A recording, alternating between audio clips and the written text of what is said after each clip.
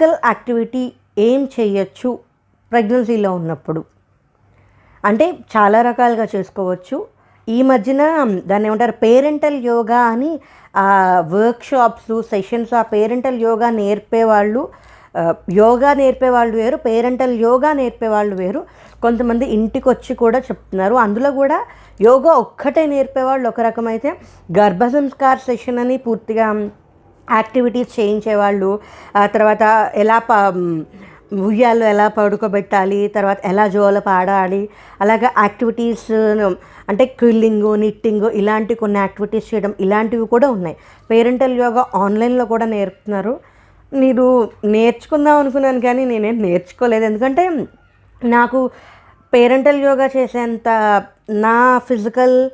నా ట్రీట్మెంట్ పరంగా నాకు అంత ఫిజికల్ ఎనర్జీ నాకు లేదు. కానీ నేను యాక్టివిటీస్ పరంగా నేను చేసే చిన్నవి నేను చేసుకుంటున్నాను.